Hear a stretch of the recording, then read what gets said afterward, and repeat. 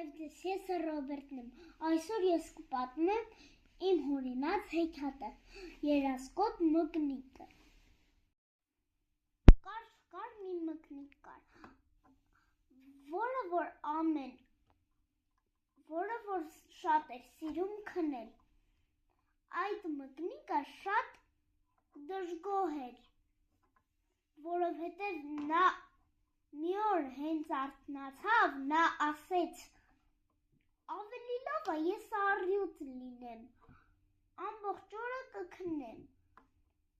Հաջորդ օրը հենց քնեց, ինքը դառավ առյուծ։ Հենց վեր կացավ մկնիկը, որ առյուծ էր դառել, զարմացավ, որ ինքը առյուծ էր, ուրախացավ և մռնչաց. ես թագավորն եմ կենդանիների, ու պառկեց քնելու, նա քնել շատ էր սիրում։ Հենց արթնացավ, ինքը սովածացել էր, ու ինքը ստիպված էր, որ կենդանի որսար։ Նա ջղայնացավ իր վրա և ասաց. ավելի լավ է ընձուղտ լինեմ։ Քնեց գիշերը, արթնացավ, հետո ընձուղտ դարձավ։ Ուզում էր ընձուղտ դառնալ, որ իր ուտելիքի հետևից չվազեր, հանգիստ ծառի վրայից ուտեր իր տերևները։ Հենց տերևները ուտելիս նկատեց, որ ընձուղտների վրա որսում են առյուծները և արագ վազեց, հետո փրկվեց ու հենց գիշերը ու երեկոյան ասեց. ավելի լավ է գետաձի լինեմ, գետաձին բան չի անի, ոչ մի կենդանի չի մտնի ջուրը։ Հենց քնեց, մյուս օրը արդեն գետաձի էր, արդեն շատ էր ուրախացել, գնացել էր փոքրիկ լճակի մեջ, այնտեղ մտավ ջուրը,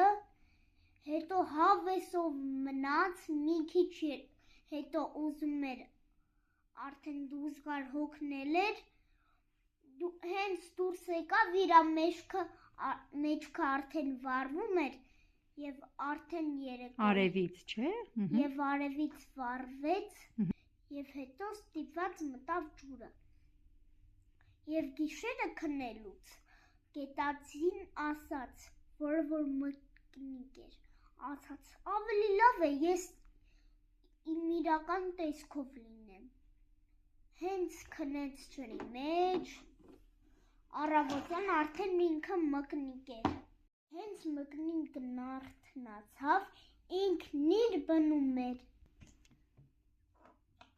Մկնիկը շատ ուրախացավ, որ տեսավ ինքը նորից մկնիկ է, ասեց. հուռա, ես շատ ուրախ եմ, որ դարձել եմ նորից մկնիկ։ Ես շատ եմ սիրում իմ բունը, այնինչ որ ուտում եմ, և հենց ուզում եմ վազվզում եմ, հենց ուզում եմ ես քնում եմ։ Ջան, ովքեր էին քո հեքիաթի հերոսները։ Երասկոտ մկնիկը,